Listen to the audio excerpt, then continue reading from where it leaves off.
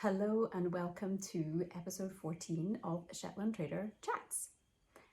It's a nice cool day today. We've had a couple of cooler mornings, which has been very nice because it's been incredibly hot here in general this summer, and I know in many places in the world, and having some devastating effects places.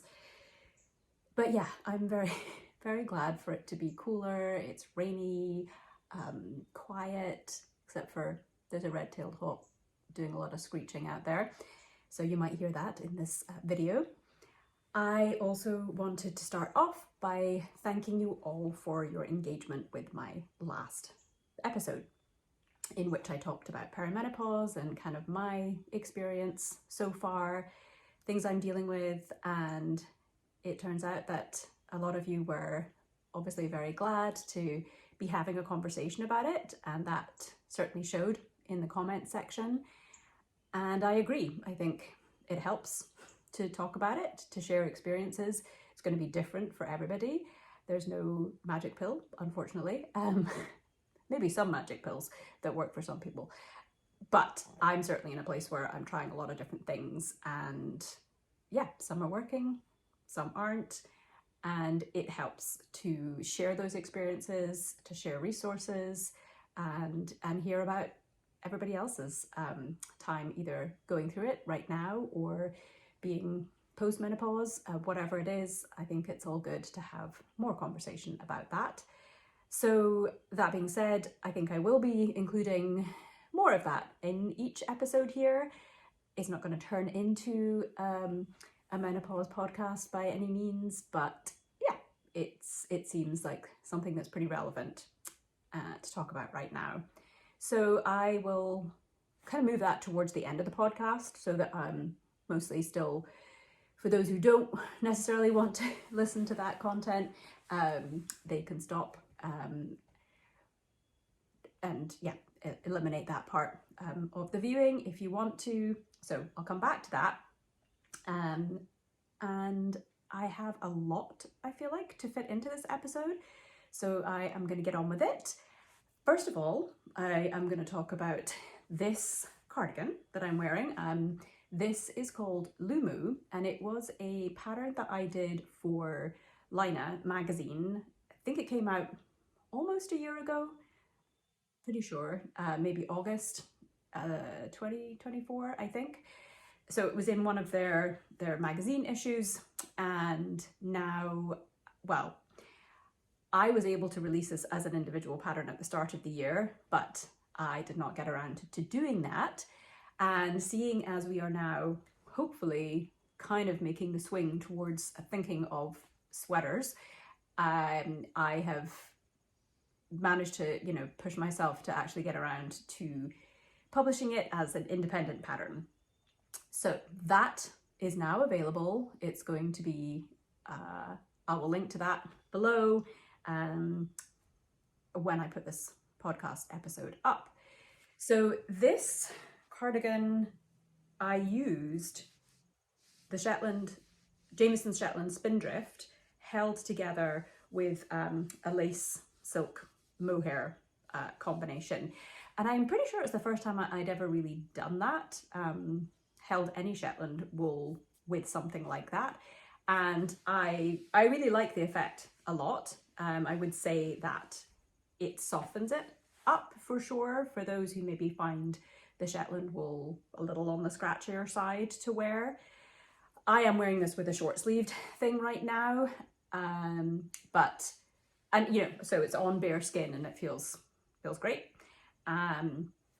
The construction for this is kind of fun. It's one that I used on the Little Wave cardigan, which I couldn't tell you the year that I published that, but that was with Brooklyn Tweed. It's a bottom-up saddle shoulder, seamless saddle shoulder construction. So you do work a yoke, but you kind of do this saddle shoulder shaping, and I will also put up photos of that. The saddle shoulder goes across the back there. So it's a fairly sort of, everyday in a way style of cardigan, but it is a fun construction. Like, it does keep you entertained as you're working on it. I also kept, you can't really tell maybe a little bit from this video. The fronts are kept in reverse stockinette, and then this part is in regular stockinette. It does have little pockets, patch pockets. You could leave them off if you want to. And yeah, there's lots of different pairings that you could do. Essentially, this knits up to a DK gauge, so you could also make this just in a DK weight yarn. Lumu, the name came, it's a Finnish word for the colour plum. So the colour that was used here in the Jamesons was port wine, is what it was called. And I believe I held mine with a Madeline Tosh Silk Cloud, formerly Shibui Silk Cloud, in Bordeaux. If you look on the project page on Ravelry for this pattern, you'll see a bunch of different pairings. So there were a few people, I think, that did the Rauma. I've written down these because I won't remember. Yeah, so the Rauma Finalgun. Okay, so I just had to pause there and delete a bunch of stuff off my phone because I was being told I do not have enough storage. I'm sure many of you have the same problem, so I deleted things off there that I didn't even know I had on there, to be honest. So hopefully I can get through the rest of this recording. Let me think about where I was. I was talking about Lumu and different pairings of yarn that you can use for this. So fingering weight and a lace weight, essentially. Rauma is a good one, and a few of the testers use that combination. You can also do other combinations of Shetland wool, whether it's Jameson's or Jameson and Smith, 2-ply jumper weight, with other lace weight yarns. The Woolly Thistle have a lot of good offerings too in that regard. I think they have the Rauma, and they also have the Biche and Bouche. So Biche and Bouche, I don't know if that's how you pronounce it. They have a fingering weight yarn called Le Petit Lamb's Wool. And then they also have a silk mohair that you can hold with that. Or again, you could use one of those with one of the Shetland yarns. I think I mentioned to you in the last episode that I am now a Woolly Thistle affiliate. So I will put that link in the show notes again if you care to shop there and want to use that link. It just means I get a little bit of a kickback from that. It doesn't cost you any more money. So I appreciate that if you feel like using that link. And is that all I want to say about Lumu? I think it is. I'll put up some other photos of it so you can see it a bit better. And yeah, I think that's all I'll mention about that just now. I do want to get on and talk about the Vair knit along. So that's kind of kicking up gears a little bit, only in that, again, we're heading into hopefully cooler temps, and I feel like many of us are starting to think about our fall sweater knitting. And several of my friends are casting on or have just cast on for Vair. Alicia from Edmiston Creations is her podcast, and Mari from Colorado Knitter, and also Casey from Young Folk Knits. I think that's what her podcast is called. I forget. I'll link to that too. They all are going to make Vair and join in the Vair knit along. I also want to mention that the Woolly Thistle sweater knit along starts on Friday, which I think will be the day that I put this episode up actually. And they are going, so you can kind of double dip with doing my Vair knit along, which is a very casual knit along going to the end of the year. And I have a Ravelry group for that. And there will be prizes at the end of that. Definitely some Shetland related things because I will be going there. And so join us there if you haven't already, and I will link to that too. But if you wanted to combine it with the Woolly Thistle sweater knit along, which begins August 22nd and goes, I believe, until October 10th, then you would just need to make sure to be eligible for their prizes. You need to purchase, I think, 80% of the yarn through them. But they are also going to have some kits for Vair. They won't have them up until September 2nd, but they are going to do kits for the colorway that I am doing. And I've talked about this one before because I'm kind of recreating one of the original colorway, one of the original sweaters that my mum had made the colorway for that. And I'll put a picture up of the original sweater that I'm trying to replicate there. I've just started getting into the color work here, and then I think the other kits they're doing will be in the colorways that Alicia and Mari are going to be using. And then I think they're also going to do one of the versions of Vair that was done in Jameson and Smith. So with Vair, there are a few different options when you come to knit it in terms of whether you do the big balloon sleeves or you do straight sleeves, you do a turtleneck or a crew neck. You can also choose to do the lower lace here, which is called the razor shell or new shell lace. You can choose to do that just in a solid color. And one of the versions that I did in the original, in the book, because this was in my Shetland Trader book 3, but it's a replication of one of my mum's designs from the 70s. Anyway, one of the versions in the book shows it with the lace in a solid color, and I believe Mari is she's just doing a plain color. So essentially it's your main color that you would use in this section instead. And then I just wanted to talk about a few aspects of the knitting of Vair for anybody who hasn't started it yet and just kind of wants to know more about it. So you start at the bottom hem there, and you're casting on and working in that new shell lace to begin with. By starting it at the bottom and working up, you get these nice scalloped edges along the bottom. If you are working the stripe section here, there is a little bit of waist shaping. It's pretty minimal, so you could opt to leave that out. The new shell lace is definitely relatively easy, I think, to remember and get going with. If you wanted to add any length, because it's a fairly cropped sweater, so you can kind of see a little bit, that's the waist shaping there. Yeah, it's a fairly cropped sweater. So if you did want to add length, what I would suggest is putting in more stripes in this section as opposed to just adding more main color at the top. I think in the pattern, I do suggest just doing more of the main color up here. But I think probably to get a better balance between the color work and the stripes here, you'd probably be better off adding in more variations of the shades of the stripes in the body to get more length there, so that you still have just a small amount of your main color before you're doing that color work part. Obviously, if you're doing it in one single color in the bottom here, then it won't matter where you add the length in. And then given that there's color work up here, yes, there are steeks. So when you get up to here, you'll be casting on stitches at the underarms for steeks so that you can work this color work. Then there's a tiny little steek at the top neck here as well, where there's shaping.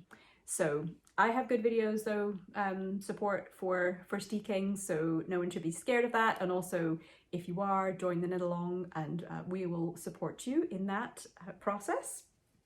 And then, as I mentioned with the sleeves, this one's got some fluff on it. You can choose to do these big, very 70s style balloon sleeves, which definitely have some good drama going on there. Or you could just do straight sleeves there. And if you want the turtleneck, you can do that, or you can just do a crew neck version too. I have also seen a few people do it as a vest. So you could just completely leave off the sleeves and do a vest version. So I'll post some of those pictures so that you can see. There's lots of good projects on Ravelry too if you want to take inspiration for shades that you're picking. I think when it comes to a colourwork project, this one is pretty fun because, you know, the lace is a certain kind of colourwork, but it's very easy in a way to pick your shades there because you're just striping. You're not holding two colours in the same row. And then when you do get to the Fair Isle patterns on the top here, you are mostly, in fact, I think you're only dealing with one background colour, which is your main colour. So that makes it a lot easier to pick these contrast shades that you see against it. And I forget how many there are exactly, maybe four contrasts. You could use more, you could use less. So just to say, it's a fairly good, you know, entry-level-ish colourwork, because you're not having to think too much about your background colours changing at the same time as your pattern colours that are making the motifs there. So that is there. And as I said, you know, please join the knit along on my Ravelry group. And if you want to, you can also knit it for the Woolly Thistle sweater knit along. Okay, so when I posted my last podcast, I was about to head off to the Flock Fibre Festival, which was held in Seattle. And so I was just going to talk a little bit about that. It was a very fun event. Honestly, I haven't really gone to something where I haven't been working before. I think I mentioned that. So that was really nice to not have any of the pressure of needing to be on in the same way in terms of teaching and things like that, which often means that I can't really do a lot of socializing outside of working or hanging out, with friends and things like that. This time I got to really enjoy that aspect of it. So I went in a couple of days early, so there were a few people around early that I got to just kind of chill with in Seattle. And then on the Friday, we also took a trip to Bainbridge Island. So I was staying with my friend Alicia and Caroline, and then Mari was there too, but she was staying in the hotel. So we all met up and we went to Bainbridge. We also went with Andrea Mowry. We met up with some other folks there, Laura Nelkin and Thea Coleman, and saw lots of people. So that was really nice. We had a really nice day going out on the ferry, saw Mount Rainier, which was really nice. And then the marketplace I went to on Saturday, and it was a really nice marketplace. It was a really nice space there. The convention center in Seattle where it's held has a lot of really nice natural light. And for me personally, I found that easier to deal with. A lot of the times marketplaces can be poorly lit and just feel a little claustrophobic and intense, but this definitely wasn't like that. So yeah, did some wandering around. That was nice. Got a couple of purchases. So I'm just going to share those with you. I picked up a couple of skeins of this yarn. This is called Pastoral. It's from the Skagit Woolen Works, where, well, actually my friend Jess and her partner Anna own and run Skagit Woolen Works. I think it's called Skagit Woolen Works. Just checking that. Yes. And I don't know entirely if that's how you pronounce Skagit. So apologies, Anna and Jess, if that's not it. But they started it, I think, in maybe 2022. They got a particular piece of machinery for processing, and I'm looking on here too because I'll get it wrong. They purchased a carder in 2022, and then they've added in some other spinning machinery equipment since then. So they're doing lots of very locally produced fibre and partnering up with different people. So if you want yarn made, you can send in fleece and things like that. And then they also make and sell some of their own products. So this is Frisian wool, and it's from the Skagit Valley, from sheep that live there. And I just really liked it because because it partly reminds me of the Shetland wool a little bit. This is a DK, but it's a really nice heathered colours. So I picked up a couple of skeins of those. Jess is also doing the tech editing for me for my new book. She was a tech editor on the book that I did with Mary Jane Mucklestone as well. And I just really enjoy working with her. She really knows my pattern style of writing and everything. So she will be working along with me on that, which is really exciting. And I got to give her a quick hug at the marketplace. The only other yarn I picked up was from Les Garçons, which I'm sure many of you know of, Max and Vincent, and the beautiful yarns and designs that they're making too. I've met them, I think, just once before, maybe 3 times now, but always in busy marketplaces, so I haven't got the chance to just hang out and chat much. But I picked this up because, oh, do I have a bowl of it here? Maybe I do.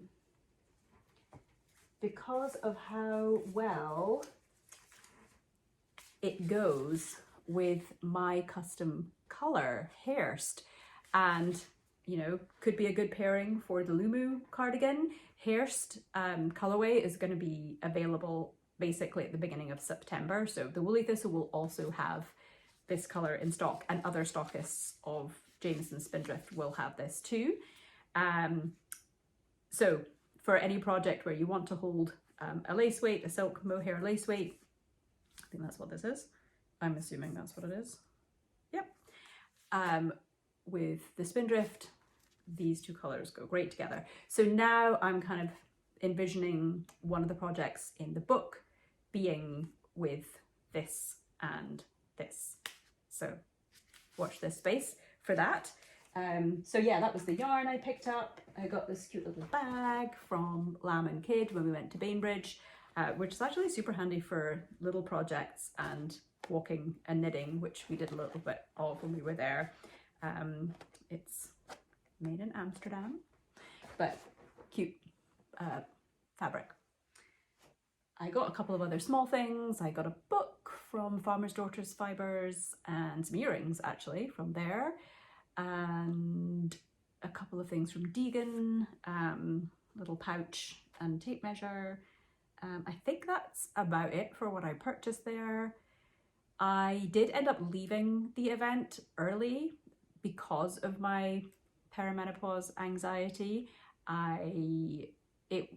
It was really fun to be there, but I was really feeling like I needed to be home, that I just kind of reached a point of saturation, and I just wasn't feeling great in my body and just like not being at home and in my routine and stuff like that. So I left a couple of days earlier than I planned to, but it was still a great event.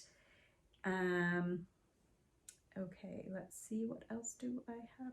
Well, yeah, mentioning the book, I showed you one of the designs in the last episode, which maybe I'm just going to call it the Hap Quilt Vest because, you know, it's Hap inspired, it's kind of quilty inspired. I am writing up the pattern now, which basically means doing a lot of math. It's doing all the grading part, and because of the unusual construction for that one, it's a little challenging, but I have made pretty good headway on that, so I will be setting up a test for that relatively soon. I will get it tech edited first, and then put a call out for that.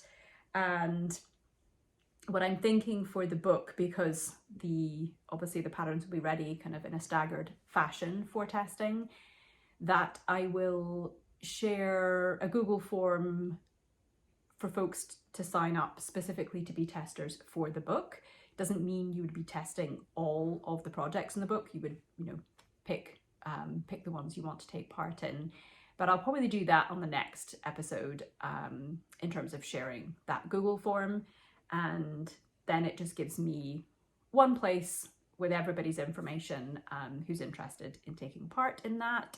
I am pretty close to finishing another design from the book, which I figured I would share a little bit of.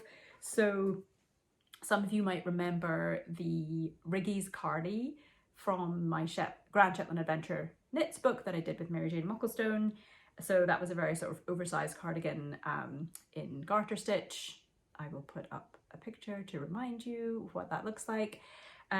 So I wanted to kind of do some sort of a vest version of that for this book. So I'm doing it kind of in a similar construction, in that it will be in 4 pieces and joined with 3 little bind offs, which I think I'll do that like in a pop of a contrast color. And I kind of wanted to make a little bit of a sort of mock-ish turtleneck effect. I think I'm gonna have to see how this goes, but I might end up folding this over because I think it's gonna be a bit high. Or the other idea I have is to like have the vest open partially at the front. So again, I'm just gonna have to see what it looks like once I finish these stitches and block them and put it on.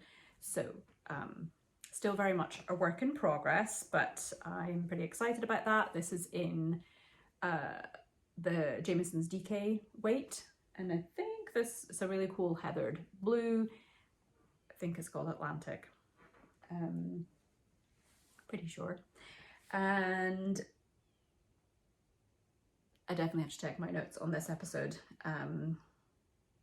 Oh, so the other thing that I am close to finishing and being able to share with you next episode is the kit that I am going to do with the Hearst colorway. So this will be the first time that I am doing a kit myself, like a physical kit. So I'm a little nervous about it. I've certainly invested in an awful lot of the Hearst yarn to fulfill this kit, and I hope that everyone's gonna like it. So watch out for that next time. My daughter did me a very cute illustration, so maybe I'll pop that up here so you can see, which will be on the bag, and I will probably be sharing that the next podcast episode in terms of being able to actually order it, because I can't sell it anyway until September for the Hearst colorway. But I'm excited about that. I've been doing sewing, obviously, a lot. I sort of switched up my sewing setup, which I have out in our studio barn space. Share some pictures of that. I have this tall table, which I used to have in this space here for working at, and I decided to move it out there and use it for sewing so that I could stand and have a longer surface to cut out my fabric on and not be on the floor, which is pretty hard to do. So I haven't had it set up that way for that long, but so far I'm loving it. It means I can kind of move around the table as well as I'm cutting. I now have my sewing machine, because it's higher up, the serger too, means that I'm standing and sewing, which I wasn't sure if I was going to like that, but I actually really do. I particularly like the fact that I feel like I have a better control over the pedal standing. So yeah, so that's going really well. One of the things that I've been pretty excited about completing is a pair of jeans. So I know I've already made some jeans. I've made the Oxbow pants twice, the Faulkner pants twice, and the shop pants twice now.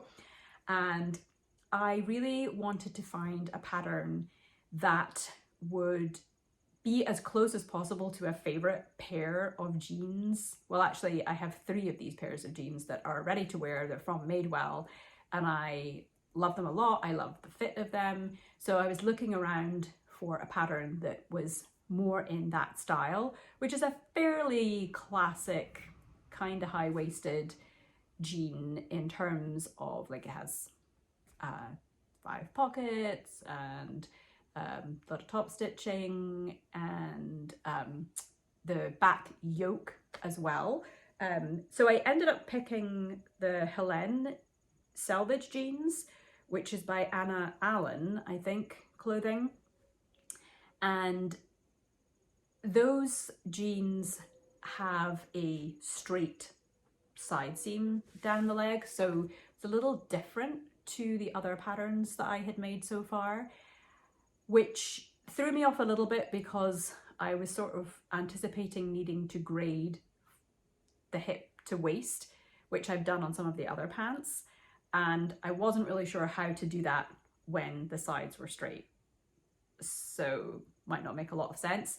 I did take out an inch from the rise of these jeans because I read a lot of other people's reviews of it, and a lot of people said it had a very deep rise, and so I usually do need some length taken out there, so I just went for it and took an inch out. And then I also did a 1/2 inch-ish wedge in the front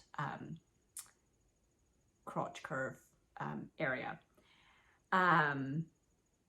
They came out great. I'm so pleased with them. I'll put some pictures up here, of course. I have them here as well.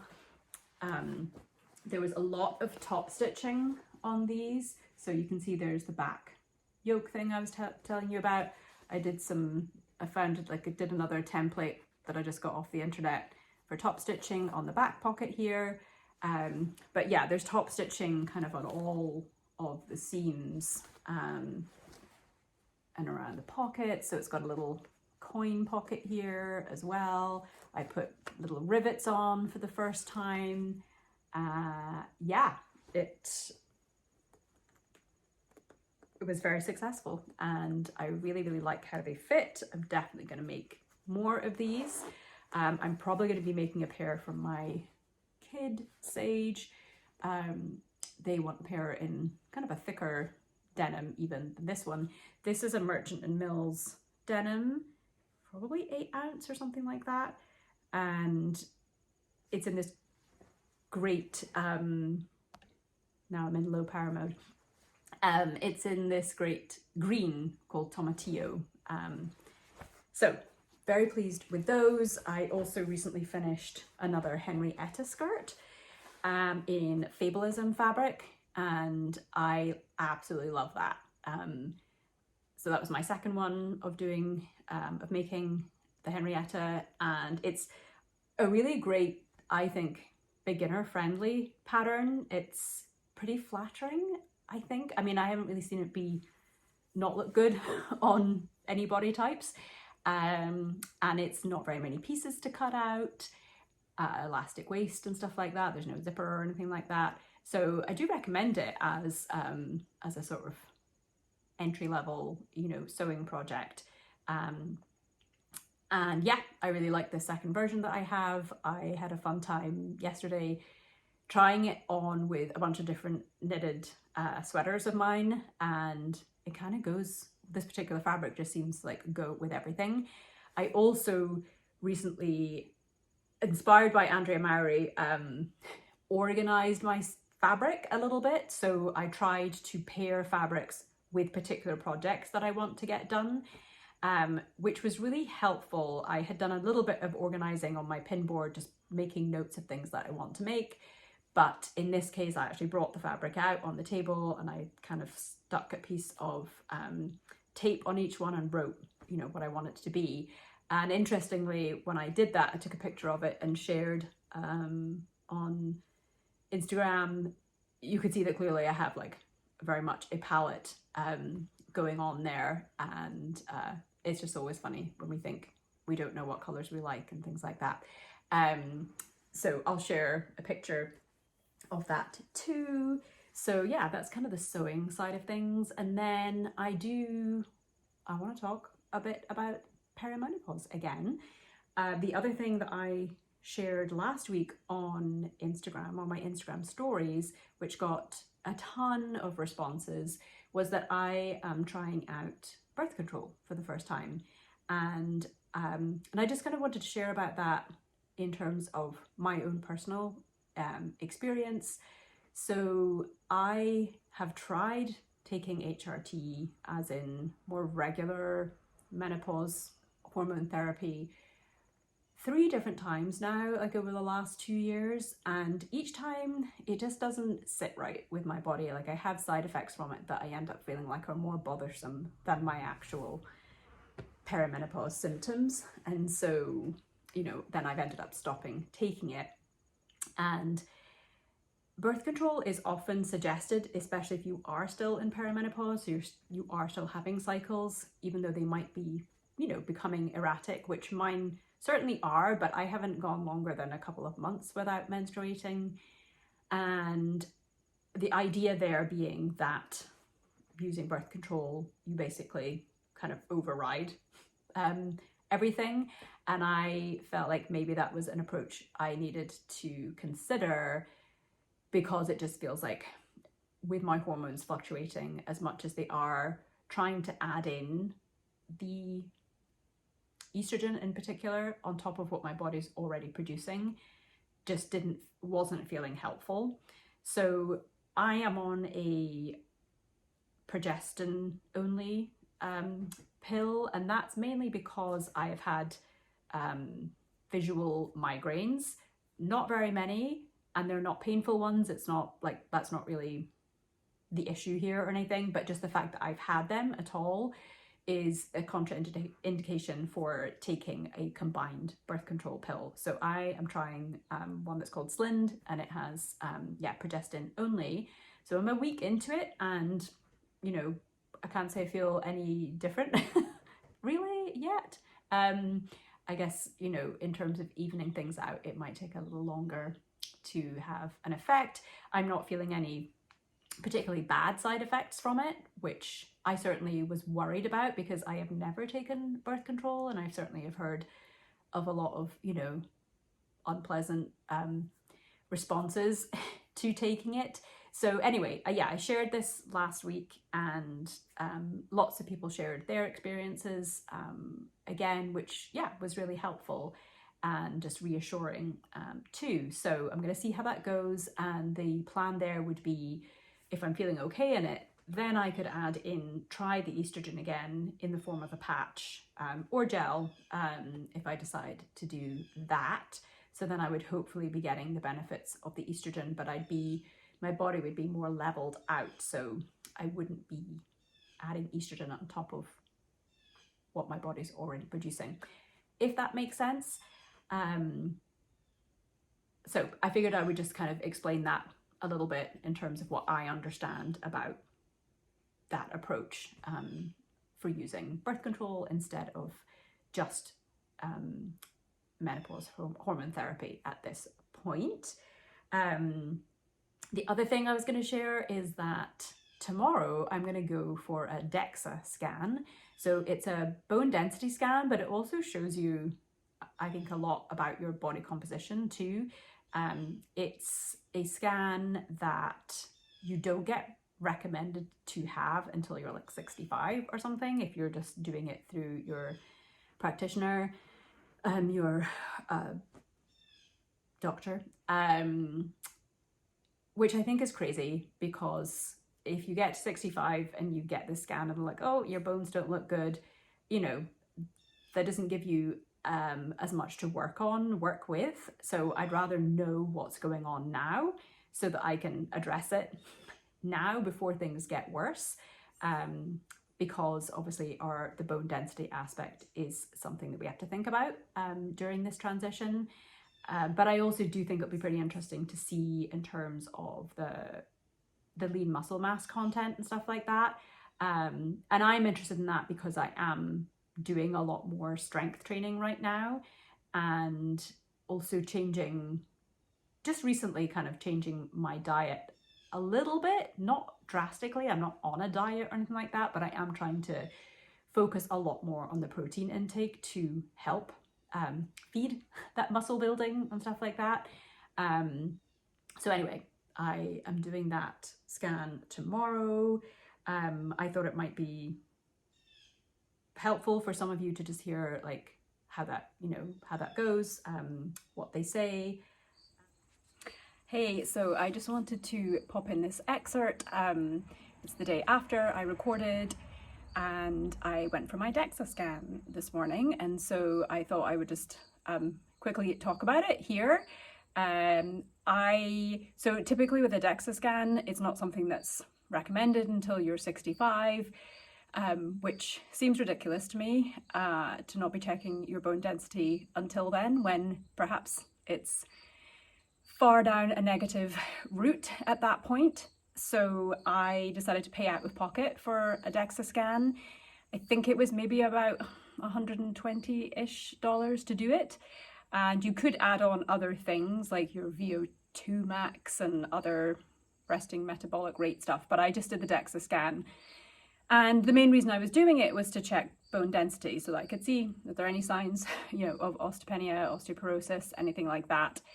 And I didn't really realize prior to booking it that it would cover other body composition things, that would really show me lean muscle mass and visceral fat and all these other useful bits of information.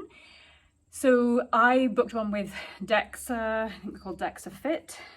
There's different locations for them, and the nearest one that I could get to was in New Hampshire. So it was an hour and 45 minutes for me to go, but it felt worth it. So yeah, it was pretty quick. I mean, the scan itself was like 6 minutes or something. No big deal. But the person who was doing it spent, probably a good 20 minutes afterwards going over the information with me, and they have an app, so you can kind of have your information put into the app, and so it shows maybe where you have like areas to improve and all of that. But they did a really good job, I thought, of clearly explaining what each area covered, and perhaps I'll put up some of the PDF on here. But it turns out my bone density is excellent, or like on the low end of excellent, but still very, very good, which is very reassuring to hear. My lean muscle mass is very good, room for improvement there. But that's motivating to me because I have been strength training. And in fact, I'm out in our studio space right now, and that's our gym equipment over there. So I'm very fortunate that I have this space to do that in, because I've never been great about going to the gym, but you don't need a ton of equipment either to up your weights, at least when you're first getting into it. And I have been focusing more, probably in the last 6 months or so, on actually doing fewer reps with heavier weight, to really, tax the muscle properly. And then I think I talk about this already in the podcast, but I have been upping my protein intake as well. So with the DEXA scan results, they kind of give you suggestions of all of these things as well. Like if you were in a certain range that needed improvement, then they are suggesting things like protein intake or strength training to help improve those scores. Visceral fat is another thing, that is important to know. The BMI, body mass index, the way that we do that, it's not very helpful or accurate. Having the scan really shows you where your fat is distributed properly, which matters, where are you storing your fat? So I don't know, it was really interesting. I mean, it makes me a little frustrated that it isn't something that we get offered earlier in life. It feels like it should be a pretty, preventative type of thing that everybody should be getting on a fairly regular basis, so that they can see where they're at and they can work on things and make those improvements, and then go back again and see the changes that are happening. So I probably will go back in, probably not until like at least 6 months time, maybe a little longer than that, and continue to focus on just doing even more heavy lifting, and more of the protein intake. So there you go, DEXA scan roundup. I think just continuing to educate myself about what's happening, being very, aware of the things that are going on in my body and, you know, tuning into that.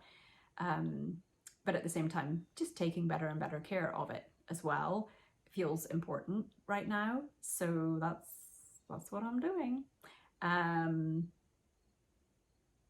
I shared a couple of books last time. I have them here. So Next Level by Dr. Stacey Sims and Celine Yeager. So Celine has a podcast I listen to a lot, and I think I linked to that in the last episode, Feisty Menopause. I think that's what it's called. Which I, you know, have certainly listened to a lot and find quite interesting. You know, this book definitely goes into that strength training side of things and, you know, exercise, but also the protein intake, and it does talk a little bit about menopause, hormone therapy, and it actually has, you know, actual guidance for exercises and how to approach your cardio, and talks about different supplements to take, like ashwagandha and things like that, some adaptogens, which I haven't done a ton of that yet. I do have some ashwagandha. I take creatine, and L-theanine is another one, which is in green tea. So she talks about a few different supplements like that too. So definitely recommend that as a good kind of resource to have. And then the other one was the Built to Move book, which is, you know, is not specifically at all about menopause. It's sort of more about like how mobility aspects, and, you know, how we need to include that in our daily activities and exercise, because we tend to spend so much time sitting. So I can recommend both of those. I also want to mention another couple of books that I'm reading right now. One is called The Saltstones by Helen Wybrow, I believe. And it's a nonfiction. I'm actually listening to it, which I don't do a lot of listening to books because I find it hard to concentrate. I'm much more of a physical book person. Like, I need to be actually reading a book. Being read to, I find my mind drifts off. But I can do it with nonfiction here and there. So I decided to get that on Audible and started listening to it, just a few chapters in. And it is, it's about, it's called The Saltstones, Seasons of a Shepherd's Life. And it's about Helen and her husband taking over this old farm in Vermont, and, you know, having Icelandic sheep on there, and just that type of farming activity. And it's very enjoyable so far. And then the other book, which I ordered, I haven't read it yet, but it's a book called With Her Own Hands, Women Weaving Their Stories. And it's by Nicole Nerig. And I'm actually going to go to a reading of that on Sunday in New York State, in Tannersville. And so there's a knitting store there that's kind of doing this in conjunction with the local bookstore there. So I ordered the book through the bookstore. I'll pick it up when I go to the reading on Sunday. But I'm quite excited about the sound of this book.